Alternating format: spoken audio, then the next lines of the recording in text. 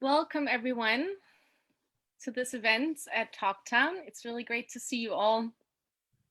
My name is Sarah Brandt and I'm with Global Focus, and I'm really excited to welcome you today to this talk on women and careers in the front line of protest movements. And together with the Danish Women's Council, LGBT plus Denmark, Nyt Europa, and Global Focus, we will all be hosting this event, and we're super excited with the really brilliant feminists and queers from around the world that have joined us to speak about their really inspiring work. And so quickly, I would just like to say that we have Violetta Ligrein from Denmark with us, Rania Hamimi Alfayu from Tunisia, Kasia Arndt from Poland, and Leah Sreika from Lebanon. And later I will give a more detailed introduction that they really deserve. But for now, firstly, I'd just like to let you all know that we please ask you to write questions that you might have in the chat. And I'm sure that we will get to them, and really encourage you to ask questions, but also share experiences that you might have from the work that you do as well. So firstly, before we get into the really exciting panel debate with the wonderful people I just mentioned, we will start out with a quick introduction to a report that we have done at Global Focus. And I'd like to ask if these slides can be shared. So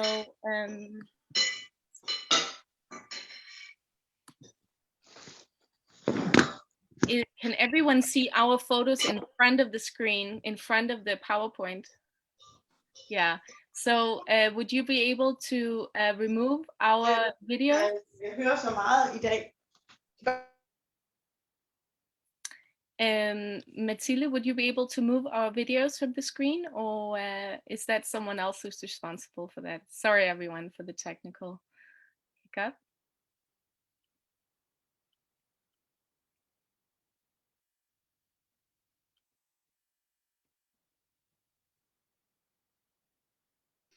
I'm looking at the live stream and I can't see our pictures. I can only see your. So I think it might be all right. Okay, wonderful. Well, then I will just look at the PowerPoint on my computer then. Perfect. Okay, so let's dive right into it then. So Mathilde, will you please share the screen again with the PowerPoint? Wonderful. Now it also works for me. Thank you. I really appreciate it. So Global Focus is the Danish platform for NGOs, and we work with our members on all sorts of topics that are important to them. But one topic that we took up recently was this on protest movements, because what we have really seen is a rise in protest movements globally. We can see that it has actually increased every year, as you can see here on this chart. And I'm sure that if it also went into 2020 and 2021, I am sure that this would be spiking even more.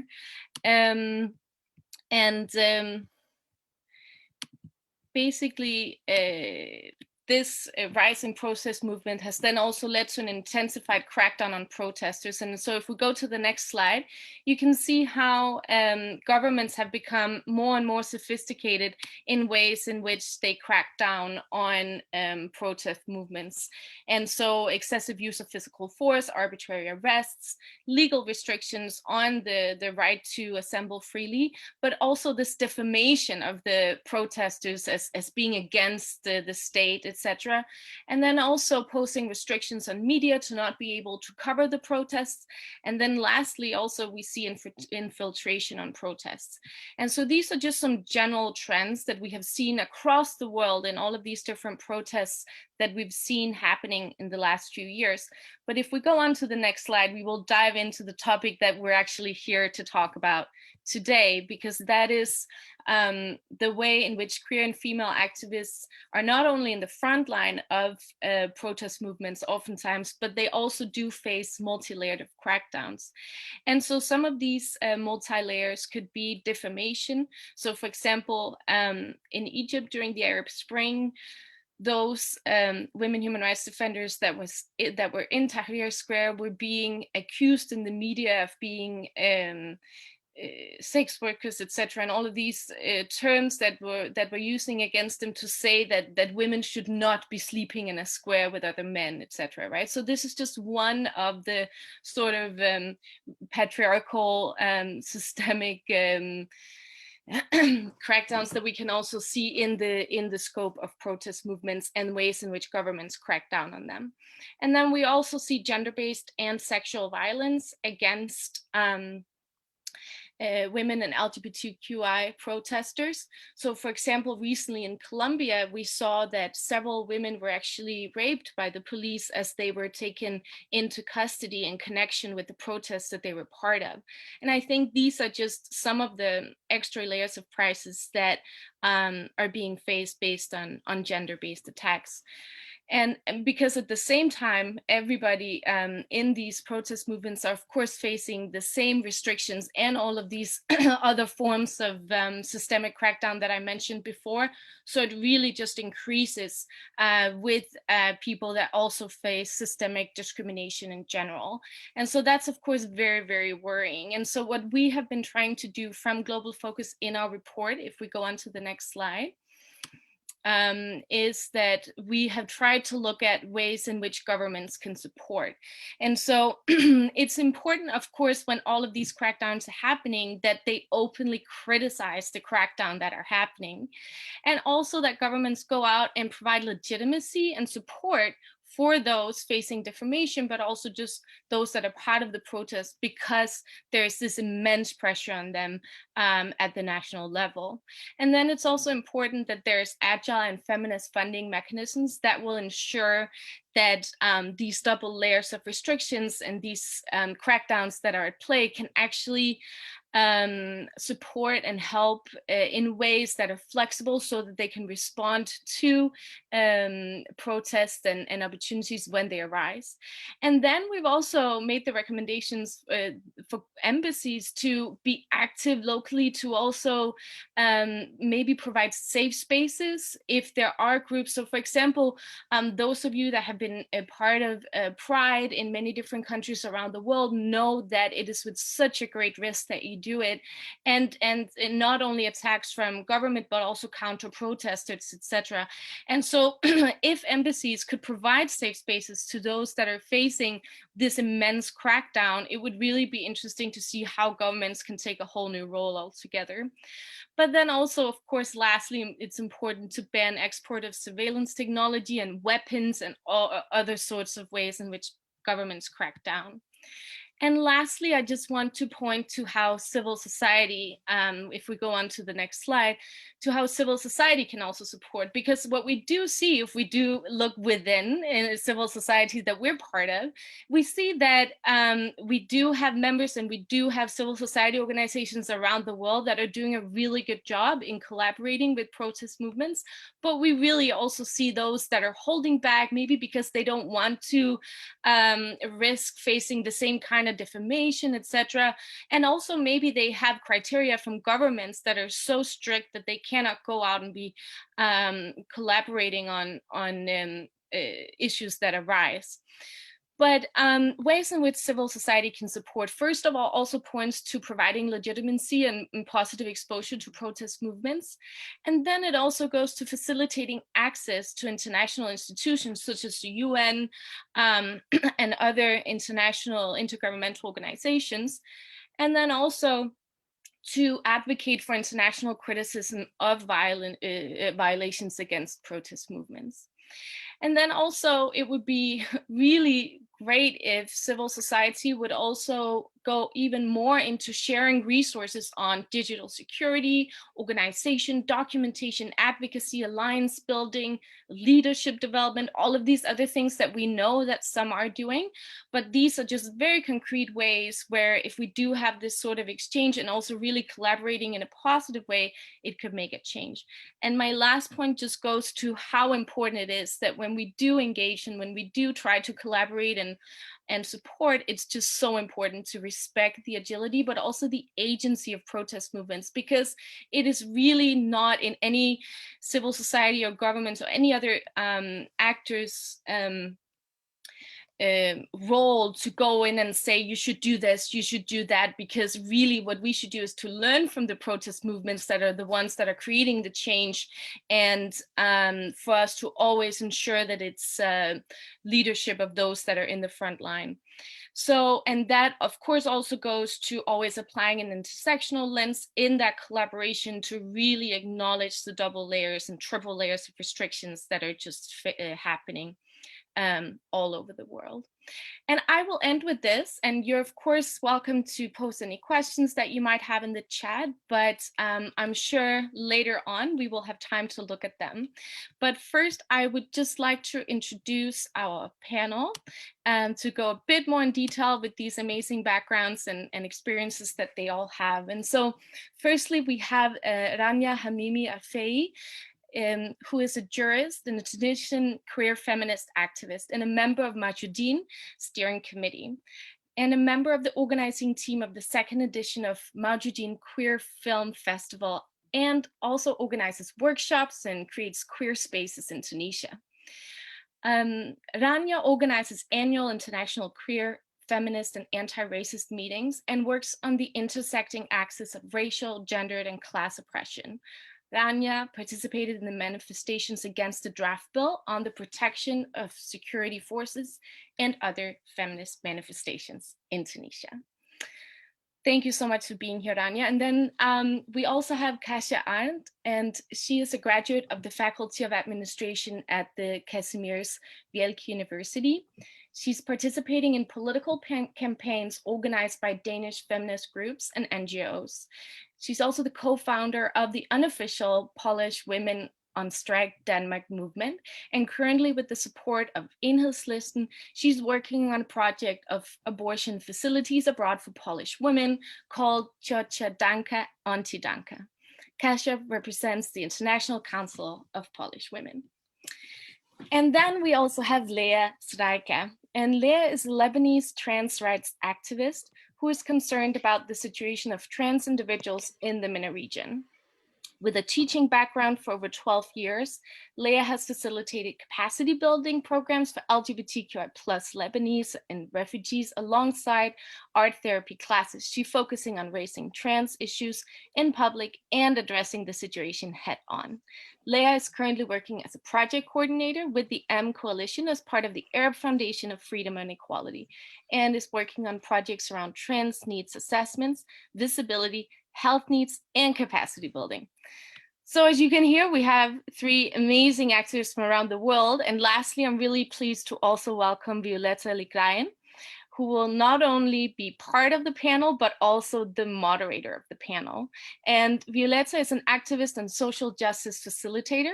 She was one of the first organizers of Queers of Color events in Copenhagen, and has been organized in different activist projects for over 15 years across Europe. With a master's in gender, migration, and social justice, she works as a freelance trainer and facilitator and project leader, committed to building capacity from below and resourcing intersectional, norm-critical, and anti-racist organizing. Her work has always been informed by her revolutionary grandmother, her family's stories of exile, and her upbringing in strong immigrant communities in Sweden. So I'm almost out of breath because there were so many great things to say about all of them, but now I'm really pleased to give the word to Violeta. Thank you. Thank you very much, Sarah, and thank you for those introductions. I don't know about the rest of you, but every time my bio is written out loud, I'm like, ooh. But okay. Hi, everyone. I'm really happy to be here with this amazing panel and be discussing these important topics of queers and women in protest movements across the world with you. So I wanted to just start this panel discussion up with doing a bit of a round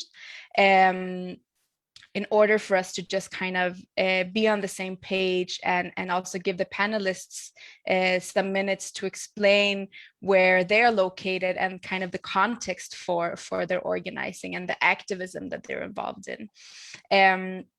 So maybe we could just do a 5-minute round each in the beginning, to explain a bit, like I said, about our different kind of local contexts, right? So the question would be something like, if you could tell us a bit about the context for your organizing, what the kind of political, cultural, social climate is like around you, around your activism, and around the communities that you organize with. Leah, do you want to start? All right, so basically I'm based in Beirut, Lebanon. And as like mentioned in the bio, like, I mean, I was like, every time I'm like, whoa. So the thing is, like, I'm mainly focused on trans rights, especially like in the MENA region and especially in Lebanon, because you have a group of people, group of individuals that are basically like, they don't exist according to the law, according to the media, according to anybody. And they are always been discriminated and set aside, and like there's a sense of hush, we don't talk about that. And the only times that this group is only mentioned is when they are talking about something which is related to sex work, or when it's related to something which is basically that enhance this, a certain stereotype which exists. And my role here basically is trying to break these stereotypes, trying to break this this image that the media, the society has put, by trying to empower trans individuals, telling them more, and telling them that they can be more than this, just like the current stereotype that they have been driven to. Try to help them come in to work, to focus, to have certain capacities. And you're gonna be surprised, like we have lots of like wasted talents within this community that no one is talking about, that no one is using, and that no one is actually like enhancing. And so my role here is basically talking about this issue, basically like in the public sphere, trying to address the society, not just like the community, try to show the society like, no, we are as normal as you, like in quotations, I'm gonna put it, try to make them understand like, no, it's not what you think, and it's not what people made you think, it's not what the media made you think. And now we are going into another level, which is basically trying to address the media itself, when it comes to representation, when it comes to talking, when it comes to like setting a current picture around this issue. But even during the protest, one of the things happened that this group of people had made an appearance, a public appearance for the first time, and people were actually shocked. Like on the ground, in the protest, queer people, LGBT, gender minorities from all types of the spectrum were actually there, showing their true sides, showing their true colors, the way they feel the most comfortable. And people were actually, one way or another, people were surprised, but that gave us the opportunity to actually talk with them, to make, to explain more, like, okay, they are seeing a trans woman, they are seeing a non-binary person, they are seeing a trans man, they are seeing all types of these like people that they're not used to, either in the media or anyone. And then like, the questions started, and they weren't actually bad questions. They were actually questions driven by curiosity. And people would really show us that they want to know, they want to learn, please tell us more. And we even set up a tent at first, to like as a safe space for people to come, to sit in case like they were harassed, in case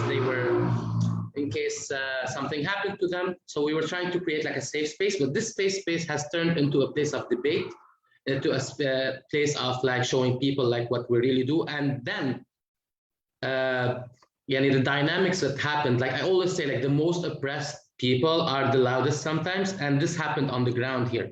Like we're talking about people who don't have the main necessary means of living. You are talking about a group which is always in constant struggle for survival, like whether it's shelter, whether it's food, whether it's medication, whether it's hormones, and they don't have any sort of sustainability, and they're always in the run, to achieve this sustainability. And so when we show people, and no, look, what we have, what we are demanding is basically is aligned with your demands. And we show them like basically there's certain intersectionality which exists like between us, like I'm going to use the word us, but within the whole society that we are actually calling for, they actually like certain ideas started to change, and we were kind of more encouraged. And at the end, the dynamics led to these, like the LGBT group and the feminist groups themselves started to lead these demonstrations, started to lead these things happening on the ground. And I think this is nothing but natural, because at the end, the most oppressed people are sometimes the loudest. But when it comes to the government or to any like the TV stations that they were covering the events, you hear almost nothing. And it was as almost like we haven't done anything when it comes to the media. I'm talking about like the media, which is following basically like political parties. The situation here in Lebanon is different from other countries. In other countries, you have like one head, which is a totalitarian head, which is taking control of the whole country. The situation in Lebanon is like more like a hydra, the mythical creature which has like many heads. So you try to cut one, but you still have like 10 more. And like each party, each political party, each group basically related to sect, related to religion, related whatever, has their own station, has their own people following them, and has their own infiltrators if you want to talk underground. So basically, like when you see like there's nothing and no coverage, nothing. And this actually like is driving me mad. And we're now trying to break it even more, like using Facebook or using other channels. But still, come in with the current algorithm that's happening, it's still a little bit hard, because they're not gonna reach the people that we want them to reach. They're only reaching people who already know about it. It's like preaching to a choir. So yes, I think this is like more like a whole idea of the atmosphere that we're living in right now. Thank you very much for that, Leah. Thank you for that testimony. And I'm sure that we will be able to kind of draw some common experiences of how both in terms of oppression, but also in terms of resistance, right? And the voices, the loud voices on the ground that you were mentioning, that I bet that we all have some kind of connection to or kind of organize within. Thank you, Leah. We're going to continue the conversation soon, but I wanted to give the word over to Rania. Do you want to continue? Yeah. Before starting, I want to thank everyone from the organization, moderation, and the panelists with me. I'm so happy to be with you in this panel. Concerning the context in Tunisia for the queer persons and women in general, with the political, social, and legal Tunisian context that criminalize trans identity, homosexuality, and a whole system that does not even recognize our existence as queer persons, and even dehumanize our bodies, either by invisibilization and legal erasure of our non-normative identities and queer identities in Tunisian law and in social scale too. And since I want to talk also about, since the protest that started last October concerning the bill related to ensuring extra legal immunity for security forces, a lot of queer persons, a lot of queer activists have increasingly been detained, and because we have participated and been present in the public spaces and the street, because we know that the public spaces, we are excluded from the public space, because the public spaces traditionally and conservatively is reserved for and by cis hetero men. So when queer persons and queer activists being visible, being present, being shouting, and having louder voices in public spaces, we were disturbing the whole cis heteronormative system, and we are being undergoing a lot of police brutality and even slander campaigns on Facebook pages by police officers or official pages that denigrate our existence with a lot of hate, anti-queer and anti-feminist and hate speech and hatred and even incitement to violence against queer activists and queer persons. That's why I think that we should recognize more the potential of protesting body as an agent of social and political change, the relations, the lens, intersectional lens, and the relations, the tight relations among our bodies as queer persons, genders, race, sexuality, and social movements in general, that the role of acting body, of the role of resisting queer body as a normative body that is present and visible, who do not, these bodies do not convey with the compulsory social and juridical norms that we wanted, and we are trying now to queerizing, if this term exists, but I love this term, is queerizing the streets and the public spaces, to reappropriating our presence and our existence in the public spaces, to confirm and to say that we exist, we are here, and we want to change this system, and we want to have a radical revolution, sexual revolution, educational revolution, to reverse the whole cis heteronormative, to reverse all the police brutality and system that discriminate us, stigmatize us, and discriminalize our identity as queer persons existing and living in Tunisia. So I think that therefore we wanted to work and to change the formation of collective identity and the social movement activity in general, to make this an important cause for us. And I think that it was an urgent need to redefine and deconstruct and to visualize a queer narrative, a new queer narrative that does exist, and why, and explain and to visualize why it was violently silenced and invisibilized. Because when in the last protests in Tunisia, a lot of political parties and organizations and even media are questioning about who are they, who are they? Does this person exist? So it was a lot of existential and identity questions about our existence, and we're trying to confirm that we exist. And if you don't see us before this protest in general, and you have to have this visibility, because we have a lot of reasons of discrimination, of a whole juridical system and social norms that discriminate us and exclude us from public spaces and political scene in general. So we wanted to prove and confirm why we were invisibilized, why we were silenced, and why we are here now to defend our causes and to be in solidarity with other causes adopting intersectional and inclusive approach in general.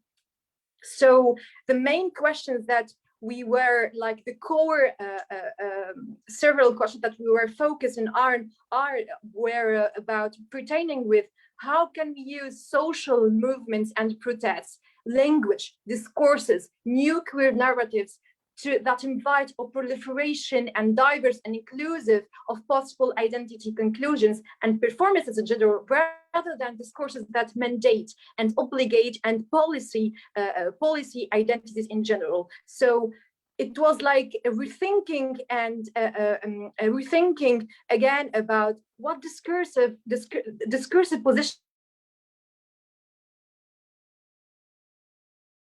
will allow queer youth and queer person general identity and a different non-normative person to claim and to visualize lived experiences, to be legible as acts of resistance and resilience to delimit the power relations, to delimit the power dynamics of the system, and demand non-stable that this power dynamics that demand a cis heteronormative, stable, fixed, and of course binary identities. I think that I hope that I answered to your question about it. Definitely, definitely, Rania. Thank you for sharing that, and thank you for your testimony on what's going on in Tunisia. Kasia, do you want to go next? Yes, I will go next. First of all, I'm very happy that I was invited by you all, and I'm very happy to meet new people every time, because I'm kind of new with the activism. So even in Poland, the protests and the fight between women's rights and the Polish government, supported by Catholic Church, is going from for over 100 years right now. We are actually in the middle of revolution, as I like to say, after the almost nearly banning the abortion in Poland, which actually has terrible effects for Polish society. There's also very important to mention that the Polish government decided to ban abortion against like bigger amount of Polish society. I think there's 67%. It's not enough. It's not much, but it's still more than half of the Polish society actually supporting the old law that we had with the abortion, which from my own point of view, I feel like it was more like the compromise between the government and Catholic Church, not really about women. Right now, we've been talking before 23rd of October in Poland. We've been talking about 1,000 legal abortion going in Poland, but actually we are talking about around 100,000 illegal abortion going in Poland almost every year. So right now it's just like 1,000 more. It's not going to change anything else, except other aunties abroad are very busy right now to figure it out and how to support Polish women to get the abortion.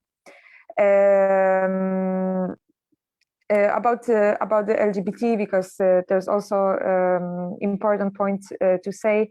Right now, the conflict also between LGBTQ+ community and Polish government escalated a lot in last July, before the election that we actually had in Poland, where the president Andrzej Duda couldn't resist himself to actually call LGBTQ+ community an ideology. He literally said that it's not people, it's just ideology. Of course, it ended up increasing more suicide cases because of the bullying. It actually helped a lot to bring more bullying because of the orientation and because of the sexuality. And right now, also the government supporting the fascist group, neo-fascist group called National Movement, Ruch Narodowy in Polish, which is also anti-LGBT, and not only it's also anti-choice, and they are not support Polish women on strike that's going on as well. There's also very important to mention that there is no psychiatrist support for not only like adults in Poland, but also for children. I think right now there's one psychiatrist for over 9,000 children in Poland available.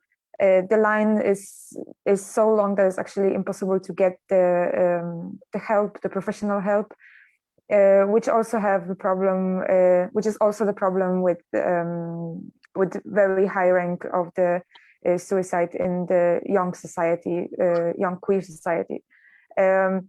Most of the politicians that they were chosen by Polish society also, and they're representing us on the not only national but also international area, they actually questioning not only activists but also just other people's sexuality, which the best example is actually our judge from the Supreme Court, which is the highest position that you actually can have in Polish judgment system. This judge decided to public the name of the school of the queer child that he came out. I'm sorry, I don't remember right now. But the point was the child like came out as a transgender, and the school decided to actually accept the new pronouns. I don't remember which one it was. I'm sorry for that.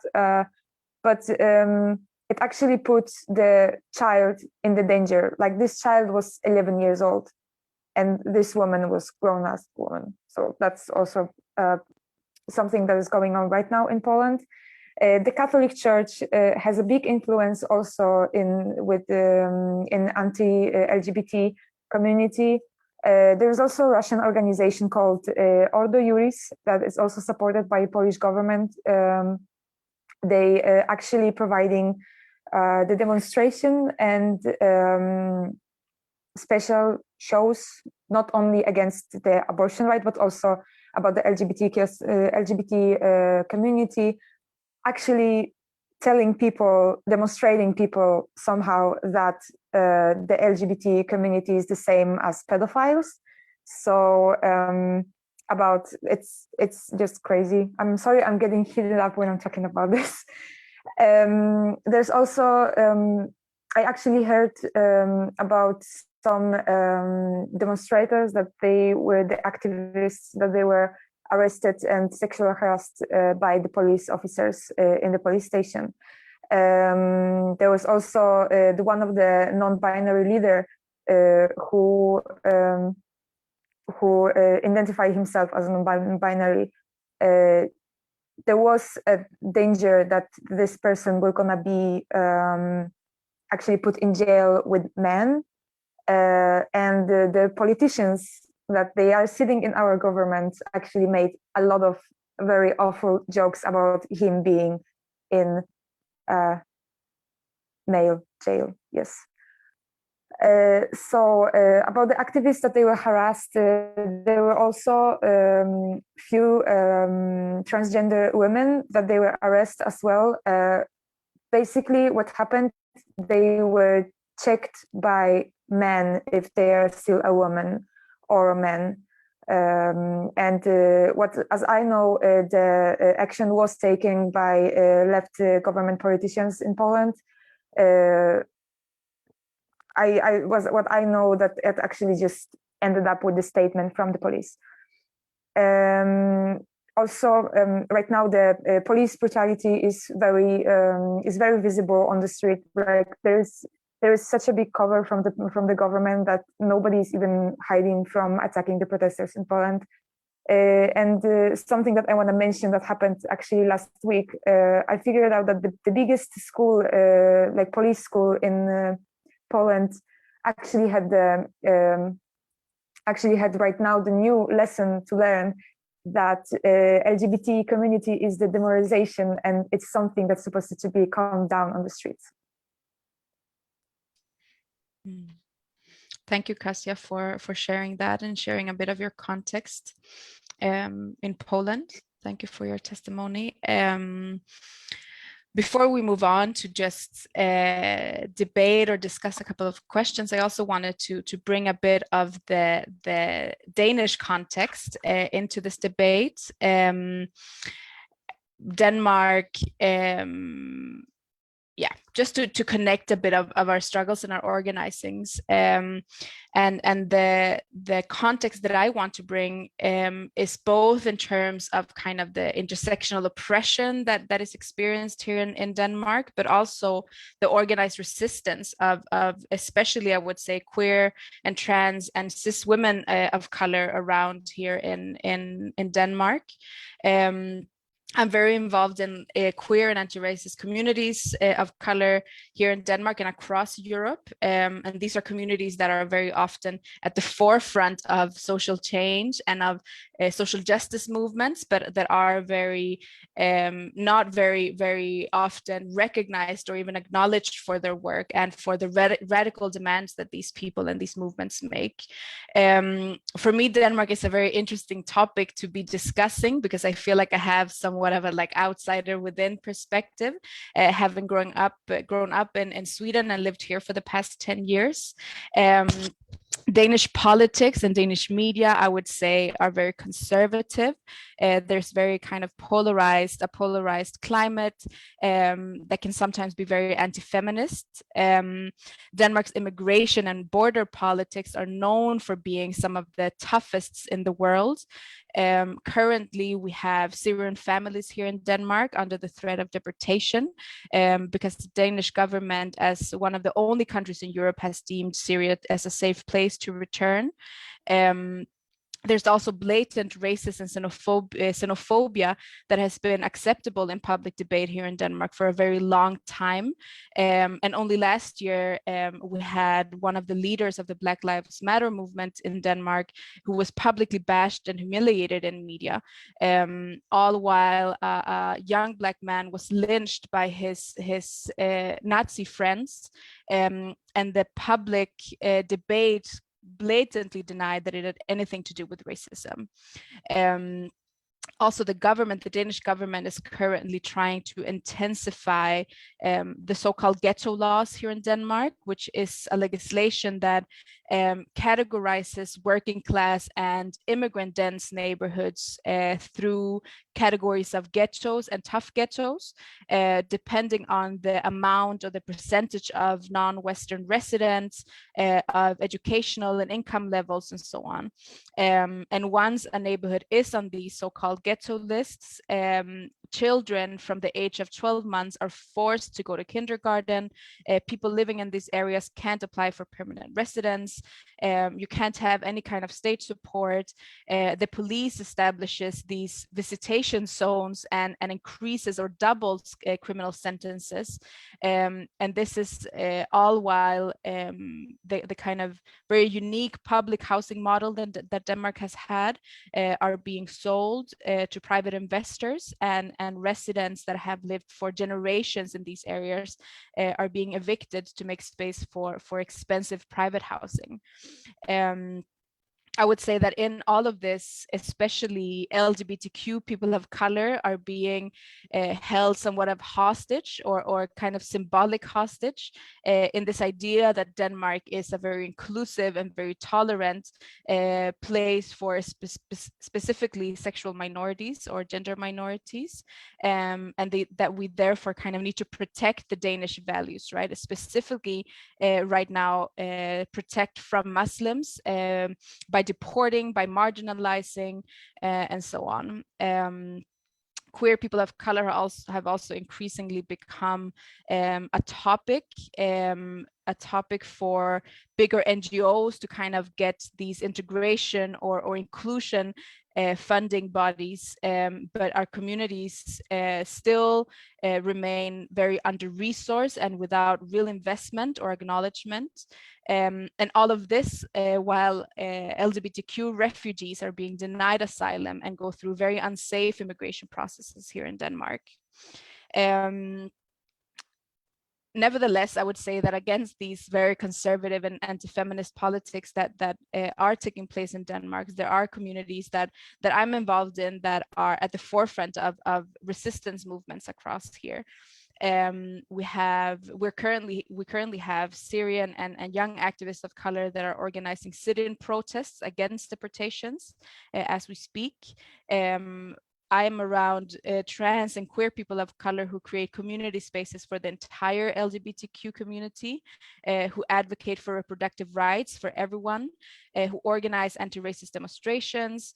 We also have people demonstrating or organizing demonstrations in solidarity with Palestine that are being met with very massive brutality by Danish police.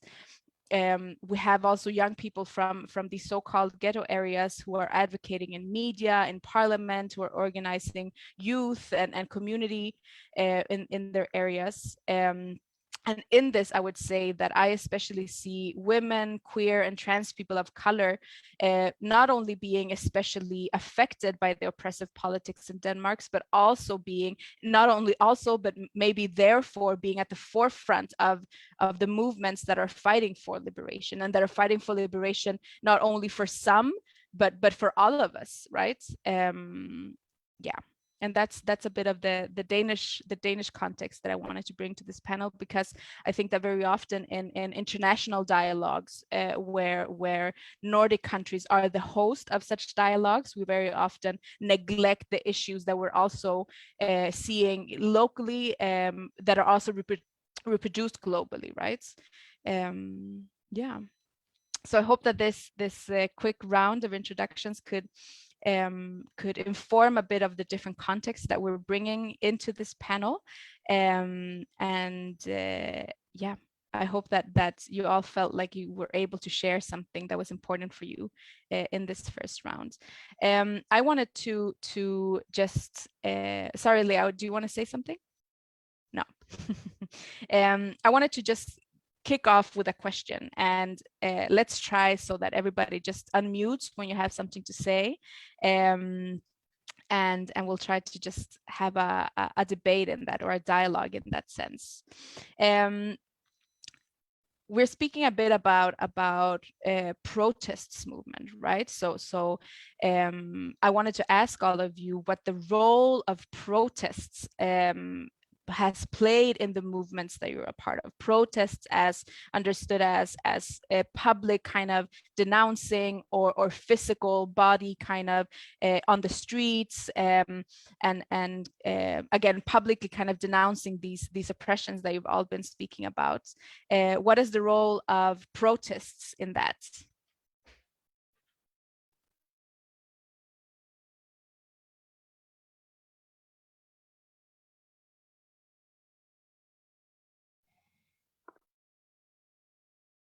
I think Rania wanted to go first, and then Kasia. As you want, Kasia, if you go ahead.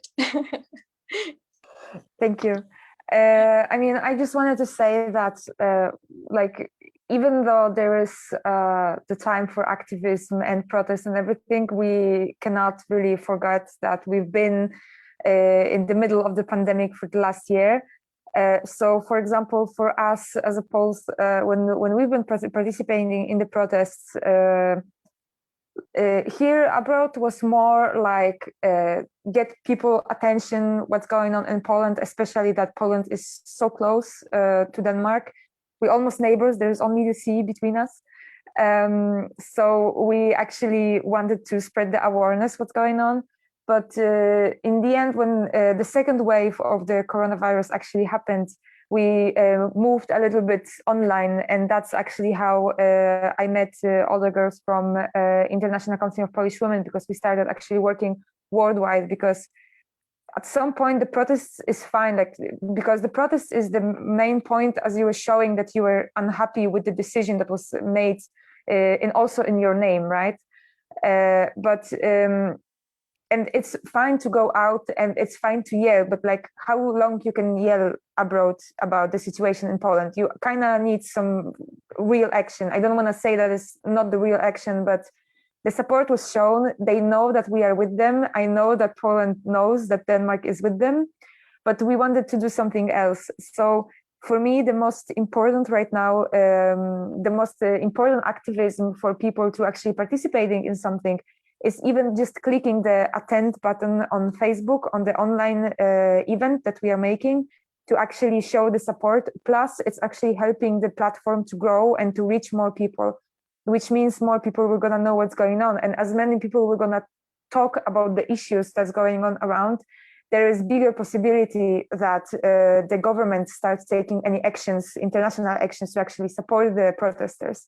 So that's how we actually see that. And with Poland, it was visible. Like, we could see the help from, I think Sweden and Norway already is done with the law to helping Polish women. Denmark is still working on it.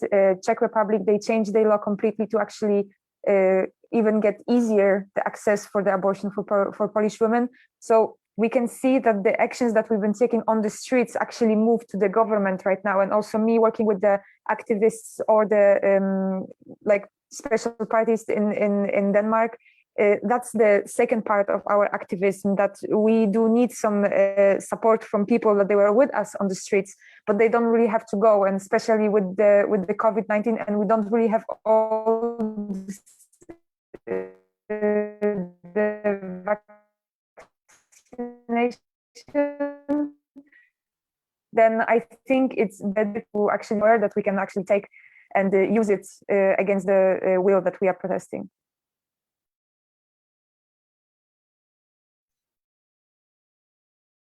Thank you, Kasia. Do you want to go, Rania? Yeah, thank you.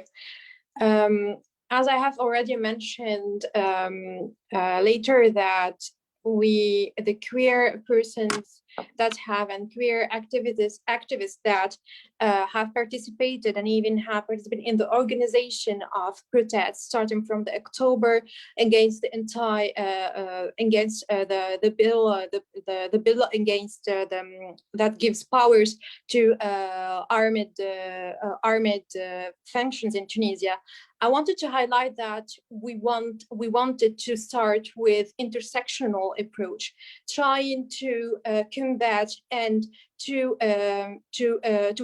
deconstruct actually all the lenses of the cis-hetero system in Tunisia, in all the levels, different levels, social, economic, political, on the educational level too. So when we are talking about cis heteronormative system, and this is like the institutionalized assumption that everyone is cis and heterosexual, and that cis heterosexuality is inherently and superior and preferable and even compulsory to everyone living in Tunisia and in the MENA region in general. And I want to highlight also that homophobia, queerphobia, and sexism all stem from and are supported by the heterosexism, which then enforced by gender binary system. It was like a heteronormativity, and it's often violent, marginalized, and humiliating tactics that proud identification with queer identity that is visible and present in the street, and especially in public spaces in Tunisia and over Tunisia. It's not in the capital Tunis. A lot of queer groups and feminists were protesting in lots of different regions all over the country.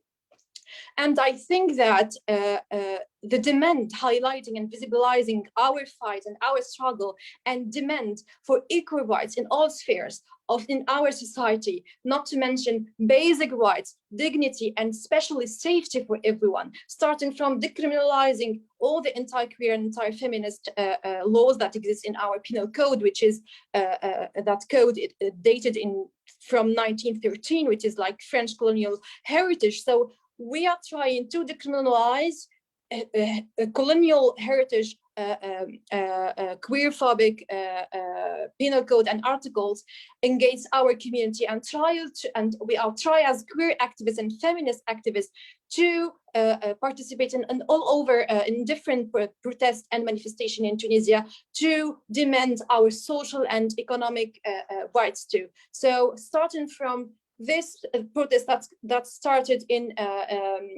October, arriving at the last protest happening the last week in solidarity with the Palestinian people, and especially the queer Palestinian community. So I think that not to forget too that the Tunisian government, in the occasion of celebrating 10 years of the revolution, they have obliged us to, I call it as a political lockdown, like to be locked down during this important and symbolic occasion and event to celebrate 10 years of revolution, that we've been obliged to lock down and not to manifest, not to have the right to manifest and to go out. And this is like, so we started a huge rage and a huge manifestation against the whole system with its all powers and branches from the government, from the judicial power, its and administration and institutions. So I think that as queer persons and activists, with our conscience and comprehension of intersectional lens of this system, we wanted to normalize gender and sexual orientation and sex characteristics that are not viewed as fixed characteristics located ahistorically and non-contextually within individuals. Rather, this marks a social location as seen as fluid, contextually determined, and socially constructed variables that shift and change in different contexts at different times. So we interrogate the relation between sex, gender identity, gender expression, sexual orientation, sexual desire, and situating these constructs with a larger socio-cultural context, including the intersection of such markers such as class, race, capitalism, and adding to that a lot of homonational violence that we are trying to combat and to confront. Also, international gay, let's call it a gay or queer, not queer, gay LGBTQI mainstream, westernized and white culture. So we're trying to defend ourselves and to confirm our existence and legitimate our fight as a queer movement, feminist queer movement, Tunisian queer feminist movement. Adding to that, we're trying to abolish all the anti-feminist laws in our country. Added to that, trying to combat the mainstream and the normative and homonationalism and homonormativity too, because a lot of LGBTQI+ persons in the Western countries trying to assimilate and to institutionalize their rights and their fight, and trying to destigmatize or to delegitimize and invisibilize other queer feminist fights that are existing in the South countries and specifically in the African continent. So it was like being existing and being defending and protesting in the public spaces who are traditionally reserved not for the non-normative person and the queer person, reserved for cis hetero men who are like appropriating our spaces, because the symbolism even of the public spaces for us is like symbolizes the fear, the forced outing, all the forms of psychological, physical, and moral and verbal violence. So we are trying to reappropriate these public spaces, queericizing the public spaces and confirming our existence, our fight, and our pride too as queer persons. So it was like an important moment for us as feminist and the queer organizations, as queer individuals, and as queer militant and activists to rethink and to question a lot of intersection of our fights. So we were trying to think about these questions: who do these categories serve? Who do the categories include, and who do they exclude, and why? And who has the power to elaborate, even to create and define the categories and make them compulsory, such as compulsory heterosexuality?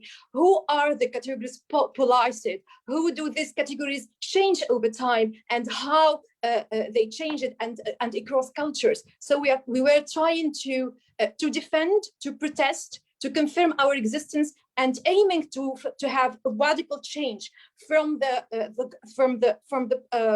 government, arriving at the social mentality and the social norms in general. So taking up this position allows us to listen to and question discourses from patriarchy, from cis heteronormativity and sexism and heterosexism, and even questioning the gay, lesbian, normative cis models that are being so visible at an international level, and trying to confirm that Tunisian queer persons and activists, they are existing. MENA region, from Lebanon to Palestine, from Algeria, they are existing, and we are here. So we don't need anyone to talk in our names, just pass the mic. That's it. Thank you, Rania. Thank you for that testimony. Leah, go ahead. Yeah. So basically our situation, I think it doesn't differ much like from the situation in Tunisia, but the thing here is that everybody in our country has lost faith in the government. We have an illegitimate government which is working still. We still don't know why, but unless you are following to a certain party, you are automatically like you're against this government. So, but the thing here is like our fight, like our basically the protest, they gave us this place, they gave us this place to actually like to appear and to be visible and to raise this issue coming even more. And one of the techniques that we used, not just like by being there or just by setting up tents, even like some people started to use graffiti, like one of the some of the graffitis like transport revolution, and you would have like would see that all across Beirut, or for example, like other graffitis, talking to about LGBTQ plus or like feminist graffiti, and like this has been prevalent. But one of the things that actually I've noticed, especially like we're not trying to talk with this government. Our government is bust. It's not legitimate. It's basically it's a pack of thieves running the country. They're trying to suck the money out of people. They're running like literally like this country doesn't have anything now. We have an economical crisis. Other side of Corona, we have now they're ruining our relationship with other countries outside. They exploded us. Like we had the third biggest explosion in the world, basically which is like non-nuclear. Like half of Beirut has been destroyed because of that, just because of the negligence. But the sphere of our work here now is not the government itself, it's the people.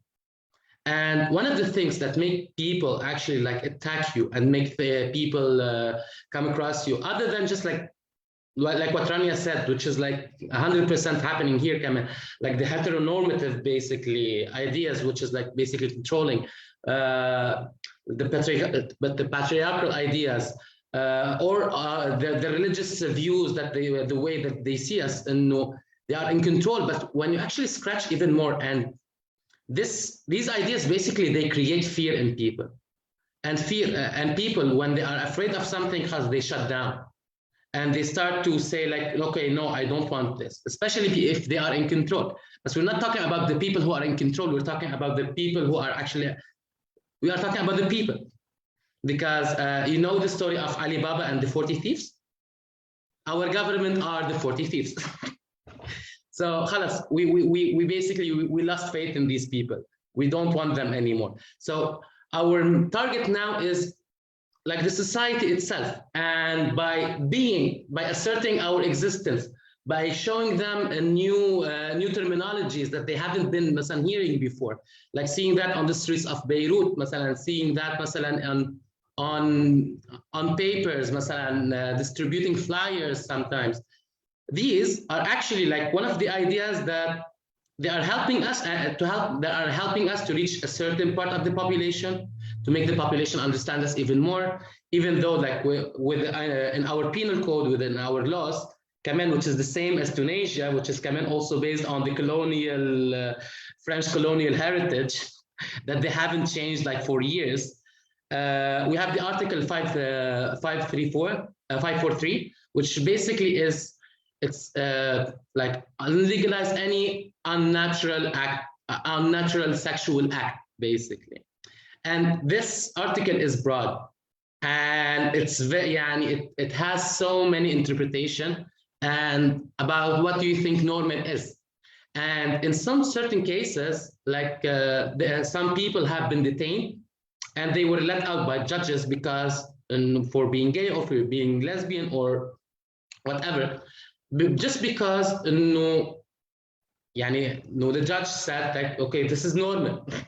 You're not doing anything wrong. But this is not the case. Like this is not what happens all the time. Lebanon is not a safe haven. Lots of people think Lebanon is a safe haven for LGBT in the region, but it's just like any other country. Beirut basically are like 2.5 streets in Beirut are the safe haven. The rest of Beirut is not. The rest of the country is not. So like you have these 2.5 streets that they have exploded 9 months ago, and still, to see the corruption, we haven't even found the people who actually did it. But if they want somebody, like if something is following a certain agenda, they would be able to find someone in just like half an hour. So again, our focus is not on the government. Our focus is basically on the people, and we're trying to break basically the sphere. We're trying to break, we're trying to break this fear. We're trying to break this, the stereotype by showing these people like, no, we exist. We are here. We are loud. We are not going anywhere, and we're gonna still here, and we're gonna still talk, and we're gonna still be active. The demonstrations and the protests, I think now they have become a little bit less, especially after the last big one. After the explosion, we had a huge demonstration happening in Lebanon.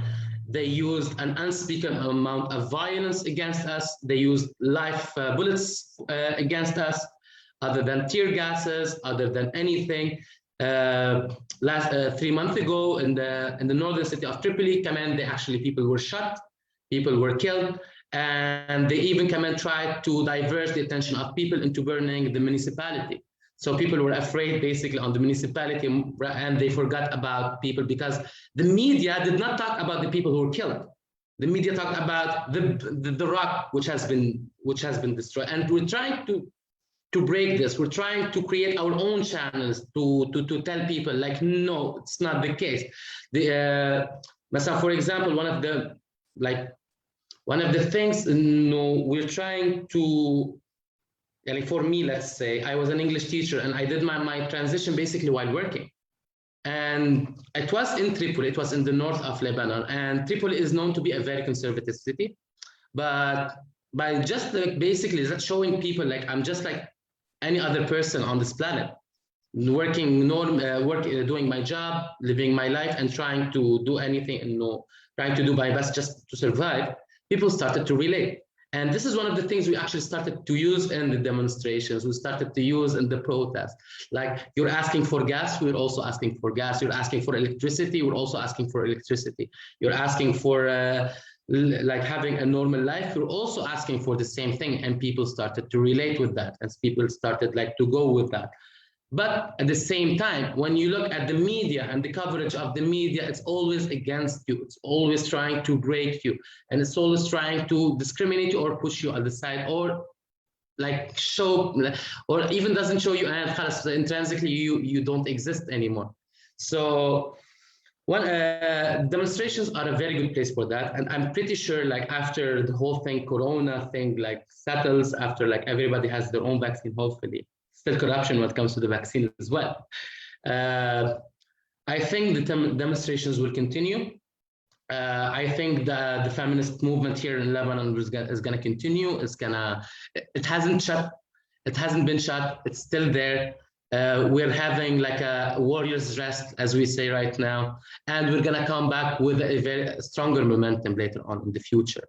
There has been a they detained a certain activist. Her name was Shadin, a few weeks ago, and basically people went and started demonstrating in front of the place that she was basically detained in, and they let her go. Yeah, and we proved basically people when we gather in masses and scream and you shout and you say your demands, basically, sometimes you are able to reach your goal. So I think the feminist movement, the queer movement in Lebanon, is now setting an example for the rest of the community. Although that it's not being covered, although it's not being shown on national television, we don't care about that. At least people on the ground are seeing us. We are in the 21st century. We have videos, we have pictures, we have the technology to actually make this thing reachable for everyone. So I think, that might answer your question. Thank you, Leah. Thank you for your testimony, and thank you everyone for sharing the role of protests in your context, right? So I feel like some of the topics that you all related to, I think, was this kind of tension between the public space, right? So the public space as a tension between where a lot of oppression happens, a lot of kind of restrictioning happens. At the same time, the streets and public space being a place where rights can be reclaimed, where our physical bodies can kind of be in play with the restrictions and policies. And at the same time, I also heard you say something about being able to create relationships or create connection between the different struggles that all meet in the street, right?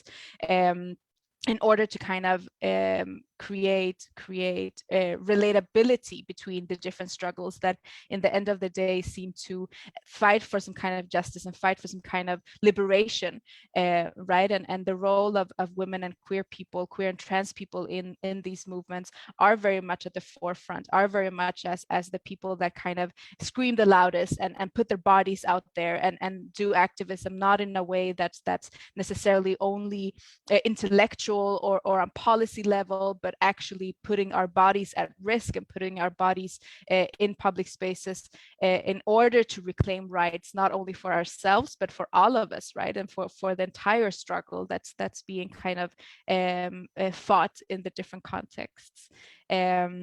In relation to that, I wanted to ask you also about, I've had this question in myself for the last 5 years, and it's a question of the relationship between organizing against something, organizing against oppression, organizing against marginalizing policies and so on, and then organizing for justice, organizing for visibility, organizing for rights and stuff like that. How do you see the relationship between those things? Because I think that as activists, we can either, or we can both be in this kind of fighting against something, right? But that also tears us down. That also kind of doesn't necessarily create the resources, doesn't necessarily create the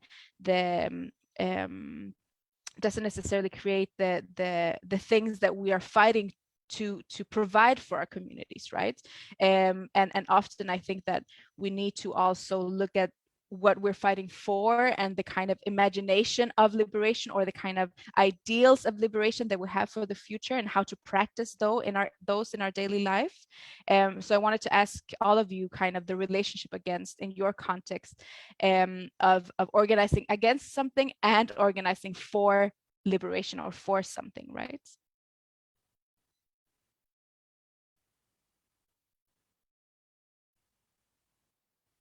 Anybody feels? What about Rania?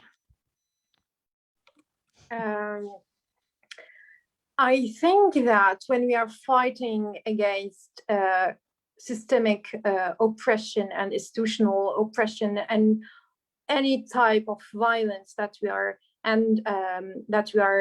undergoing right now, I think in the same time as activists and as organizations, we are trying to create alternatives.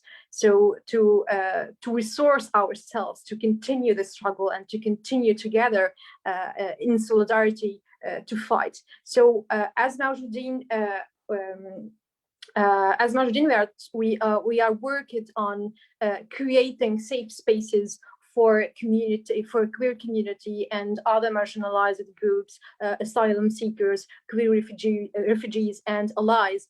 To in the same time, when we have this safe spaces, and let's say it brave spaces, trying to have that space that we cannot be attacked on our sexual orientation, gender identity, or on the basis of sex characteristics. So we're trying to work in Mawjoudin to have this archivist approach, trying to defend our cause and our movement via the navigation between two words, activism and art, trying to visualize our voices and have louder voices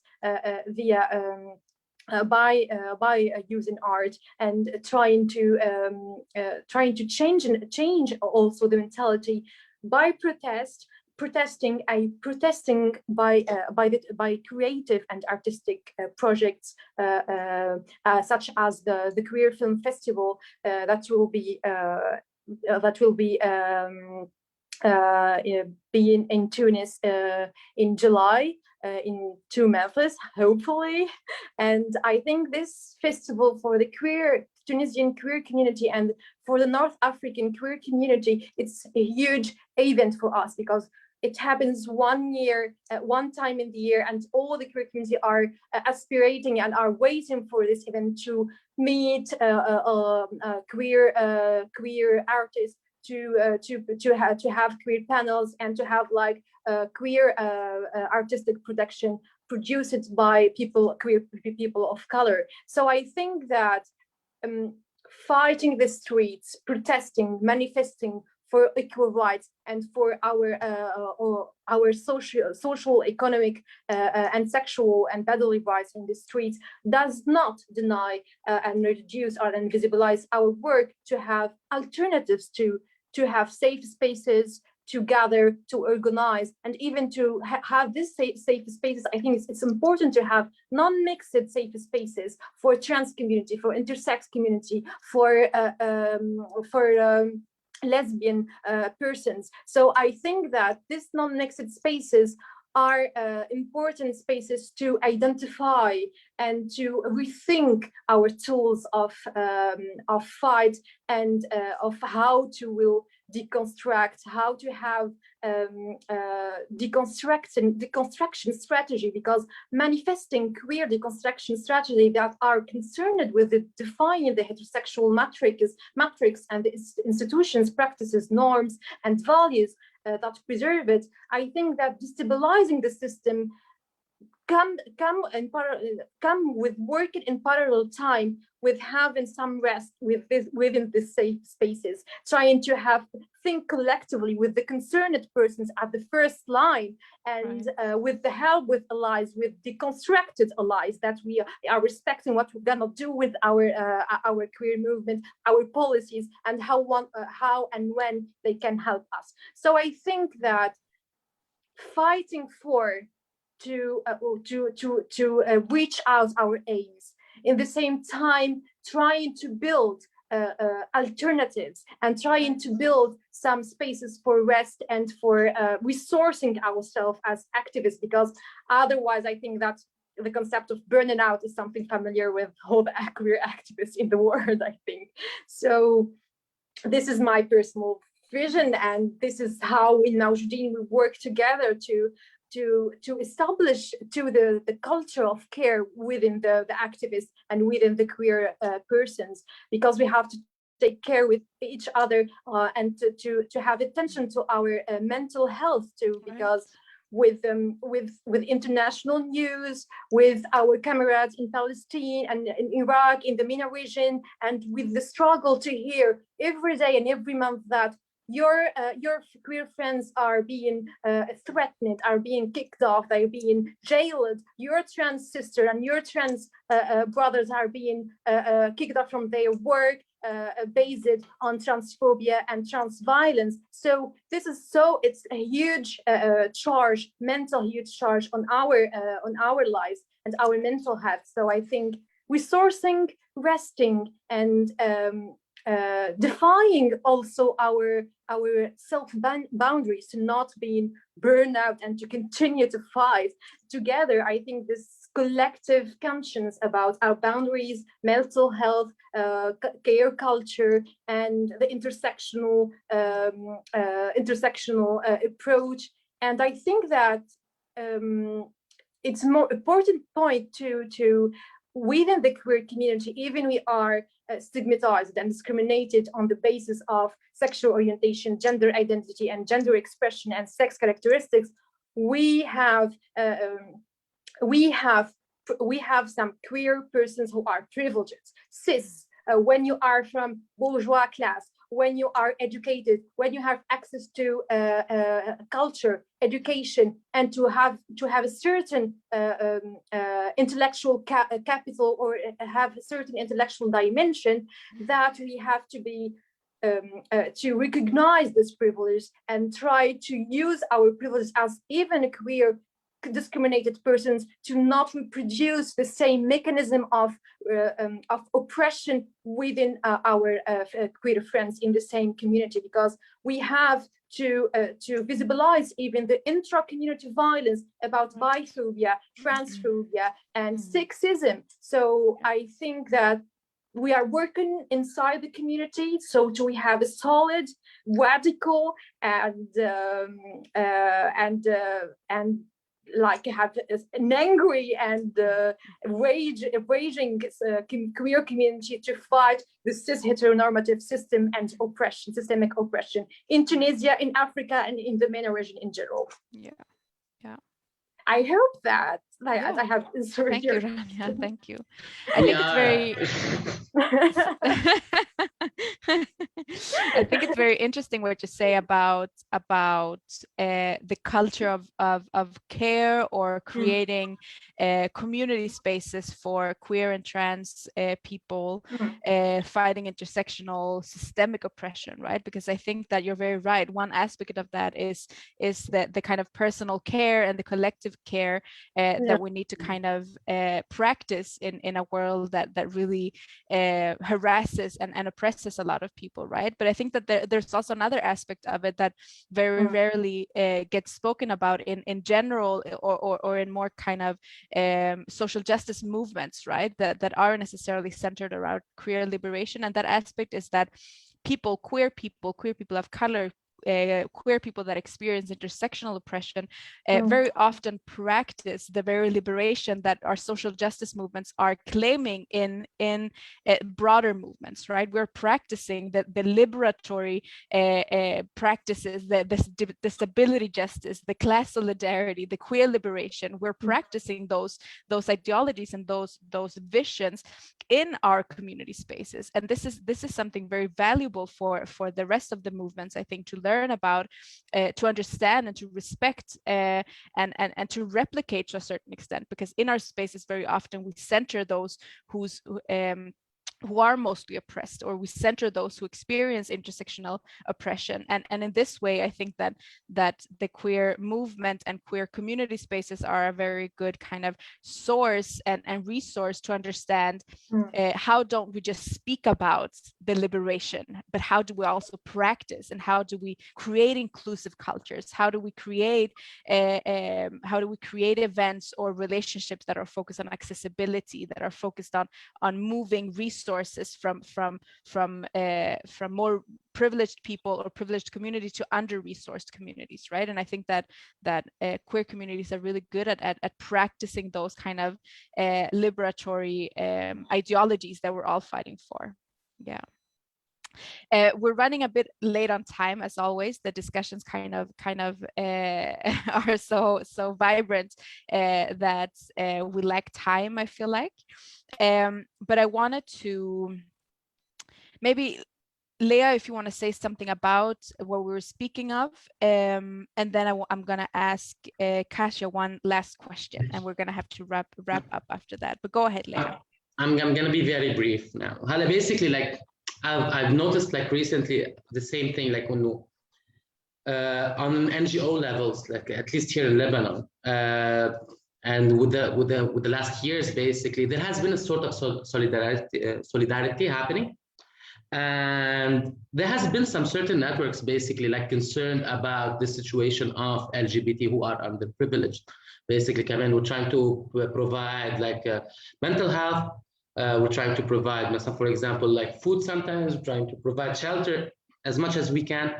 And at the same time, we're trying, like, especially in the trans community, like the trans community here is not just like one community. It's a patches of islands scattered. So you have like every group like sitting itself. So they don't really have the sense of community itself as much as like when we say it. So when I say trans community, it's not really one community. It's a bunch of communities like scattered all over the area. So with these approaches now, we're trying to actually show these communities like, no, we are actually much bigger than this. We are much more than this. We are much more than you think. It goes beyond the limits that the society has put you through.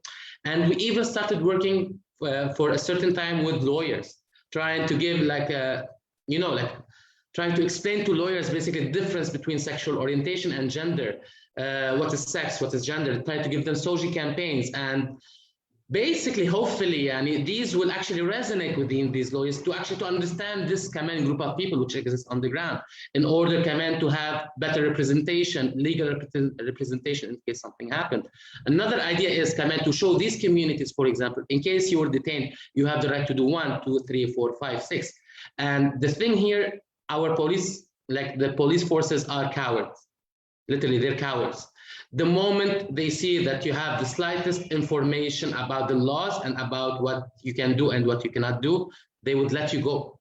And I think this approach has actually helped many people. And I think now people are starting to realize no, I think it's we have more power than they let us think. And hopefully it continues. Hopefully this momentum continues later on in the future.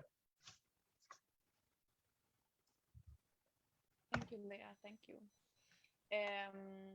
Kasia, did you want to say something about this question?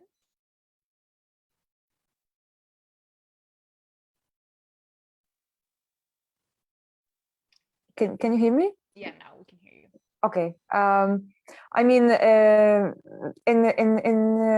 with the Poland is kind of more difficult because we do have problems right now about what we are fighting for. We love fighting with each other also a little, and right now we actually are in the middle of the conflict that the people don't really know for what they are fighting for.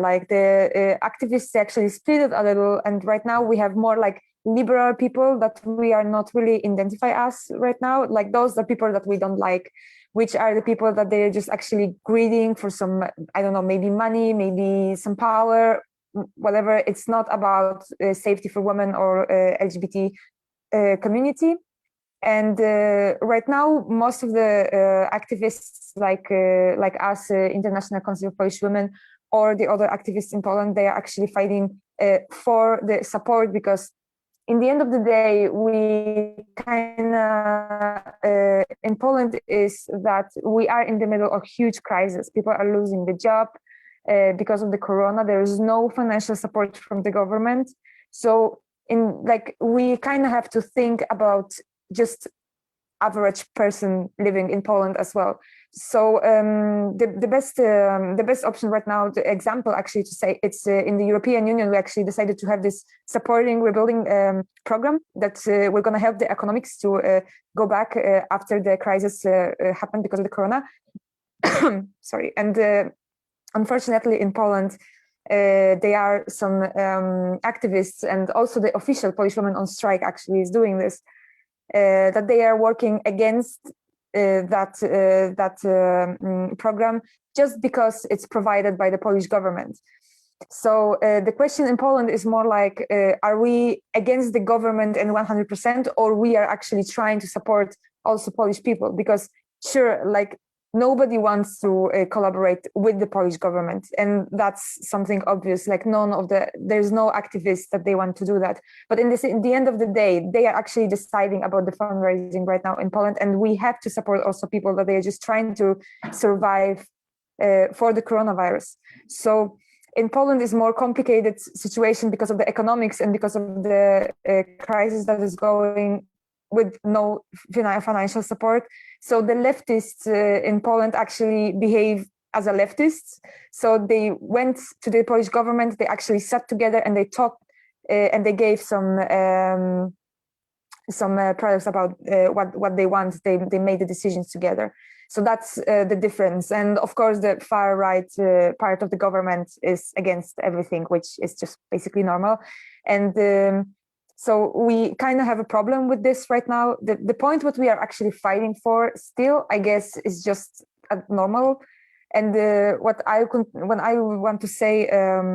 like to say actually, it's we as a Polish nation, we are kind of tired of conflicts, we disappeared from the map for 123 years. Then First World War, Second World War, communism, how much, we just want to live normally and just like having the same struggles like everybody around, not like taking our rights as a human beings and Polish people and living in the country.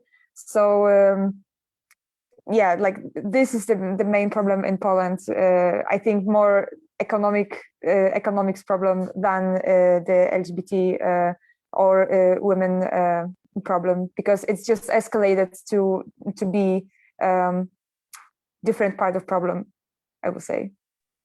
Right. Thank you, Kasia. Thank you.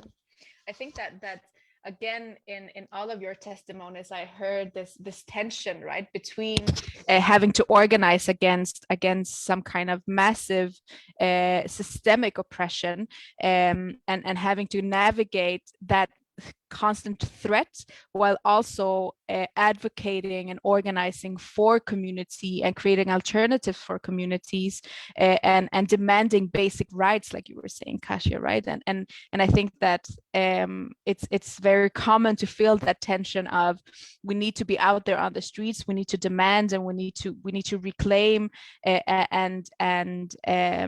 we need to reclaim and speak against this violent oppression, right? At the same time, trying to build alternatives and trying to build and resource communities that are very under-resourced. It seems like in all of our different contexts. I wanted to say also something final about, because the question a little bit from the report, right, that Sarah presented at the beginning was what civil society and what donors can do, right? And I would say that listening to all of your testimonies and listening to the kind of interconnected nature of our different struggles, I would say that it's very important for civil society and donors to make core investments and make investments in the communities that continue to be under-resourced. If there is to be any interaction between donors and NGOs and social movements and activists, it needs to be an honest and an embedded kind of investment that doesn't necessarily pick the kind of liberal or pick the not so radical parts of our struggles and puts money there and creates visibility there, but leaves the actually oppressed and the actually systemically marginalized people on the streets, still fighting for basic rights and still fighting for basic resources, right? So I think that in Denmark, at least in this European context, I would say that donors need to do better to understand the radical demands of social movements, the radical demands of people being on the streets, and incorporating those radical demands in whatever donations or funds they want to invest in, but not doing it in a half kind of way that leaves, again, under-resourced communities bleeding while money is pushed into social movements, which I think is a very common way of funding nowadays, unfortunately. I'm getting a message that the time's up and we need to wrap up. We didn't get a lot of questions. I'm guessing because the panelists were so good at giving their testimonies without them. So I'm just gonna say thank you, and please just unmute yourselves and say thank you and goodbye to everyone. And if anybody has any final remarks, I think we're out of time, and I think that we don't have a lot of time, but I just wanted to thank you all for coming here, the audience also for listening in, and it was lovely to meet you all and talk to you all. Thank you so much for having me here. Please remember but peace as much as you can. Thank you, Kasia. Thank you. And thank you, Leah. Thank you, Rania. Thank you so much for the moderation. And I want to finalize with, like, we have just begun our queer resistance, and we'll be always here to be like to resist and to be resilient and be like in solidarity with all the queer community in the world, in the MENA region. Exactly. We are in the same boat together at the end. So thank you very much, thank you everyone. so much. Thank you. Yeah. Thank you. Radical love. Right. Thank you. Thank you.